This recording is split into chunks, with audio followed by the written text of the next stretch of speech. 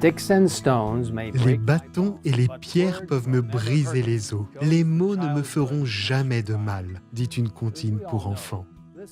Mais comme nous le savons tous, ce dicton n'est pas tout à fait vrai. Les mots peuvent faire mal et le font souvent pendant longtemps. Repensez un instant à votre enfance. Combien de fois avez-vous été blessé par quelque chose que quelqu'un vous a dit? Et combien de fois avez-vous attaqué les autres sans en avoir vraiment l'intention parce que vous voulez juste vous défendre? En devenant plus mûrs, nous apprenons que nous avons besoin que le Seigneur nous défende. Dans Romains 12, verset 19, nous lisons « Ne vous vengez pas vous-même, bien-aimés, mais laissez agir la colère de Dieu, car il est écrit « C'est à moi qu'appartient la vengeance. C'est moi qui donnerai à chacun ce qu'il mérite, dit le Seigneur. » Les mots sont très importants. Le livre des Proverbes est rempli de vérité et de sagesse pratique concernant de nombreux aspects de la vie, y compris la sagesse des mots. Dans Proverbe 12, nous lisons les perles suivantes. Celui qui parle à la légère blesse comme une épée, tandis que la langue des sages apporte la guérison. Les lèvres mensongères font horreur à l'Éternel, tandis que ceux qui agissent avec fidélité lui sont agréables. L'homme prudent cache sa connaissance, tandis que le cœur des hommes stupides proclame leur folie. Les proverbes ne sont pas seulement pleins de sagesse, mais ils contiennent de nombreuses promesses, telles que « une réponse douce calme la fureur », tandis qu'une parole dure augmente la colère. Celui qui couvre une offense recherche l'amour. Celui qui la rappelle dans ses discours divise les amis. Et celui qui met un frein à ses paroles possède la connaissance. L'homme à l'esprit calme fait preuve d'intelligence. Même le fou, quand il se tait, passe pour un sage. Celui qui ferme ses lèvres fermées est un homme intelligent.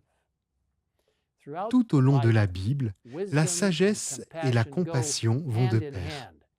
Nous lisons dans le ministère évangélique que la religion de Jésus adoucit tout ce qui dans le caractère est rude et grossier. Elle affine tout ce qui dans les manières est ruste et déplacé. Elle rend le langage aimant et le maintient attrayant. Apprenons du Christ comment on peut allier un sens élevé de la pureté et l'intégrité à un caractère enjoué. Un chrétien aimant et courtois est l'argument le plus puissant qui puisse être fourni en faveur du christianisme. Et mes amis, aujourd'hui plus que jamais, nous avons besoin de chrétiens aimables et gracieux, en particulier dans le monde des médias sociaux et autres formes de communication publique instantanée. Il est si facile de répondre immédiatement à quelque chose qui nous dérange sur Twitter, Facebook, Instagram ou un autre canal. Mais le Seigneur nous demande de faire passer chaque pensée, chaque mot, chaque tweet, chaque message à travers le filtre de sa sagesse et de sa grâce. Et la grâce et le tact chrétien ne sont pas réservés aux plateformes publiques. Ils commencent en fait à la maison. Comment parlons-nous à notre conjoint et à nos enfants, aux parents, frères ou sœurs ? Sur le lieu de travail, comment réagir lorsque nous sommes sous pression? Dans les réunions Zoom, les textos, les conversations téléphoniques, les courriels et les autres formes de communication, utilisons-nous vraiment le tact chrétien dans notre façon de répondre aux autres? Jésus est un modèle. Dans le beau livre Jésus-Christ, nous lisons « Le Christ n'a jamais sacrifié une seule vérité, mais il a toujours dit la vérité avec amour, se montrant prudent et plein de tact, infiniment délicat dans ses rapports avec les peuples, n'usant jamais de rudesse, de paroles inutilement sévères, et ne faisant jamais sans nécessité de la peine à une âme sensible. » Comme nous voyons la prophétie se réaliser rapidement, Il est très important de représenter notre Seigneur en public et en privé, avec le comportement approprié, un esprit doux et humble. Cela ne peut se produire que si nous sommes en communion quotidienne avec lui, en lisant sa parole, à travers la prière, en demandant la présence de son esprit pour apporter le réveil et la réforme dont nous avons besoin aujourd'hui. Alors que nous sommes confrontés aux derniers événements de l'histoire mondiale, puissions-nous dire la vérité avec un ton confiant, mais toujours avec la grâce et le tact chrétien. Tout cela par la puissance du Saint-Esprit qui vit en nous. Prions ensemble. Père Céleste, merci de nous avoir donné la capacité d'utiliser les mots pour créer des pensées.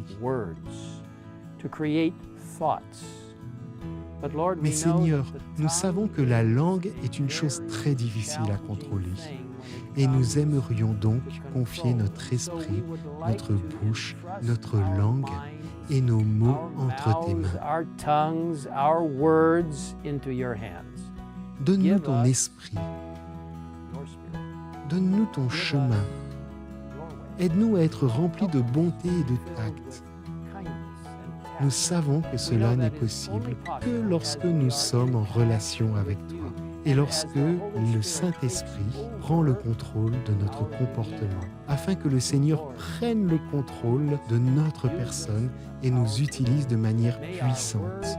Que nos mots puissent élever les gens, que nous puissions faire partie du ministère de la réconciliation, rassembler les gens alors que nous nous dirigeons vers la fin des temps, vers le retour du Christ. Merci de nous avoir écoutés et merci de nous avoir aidés à prononcer les bons mots au bon moment. Nous te le demandons au nom de Jésus.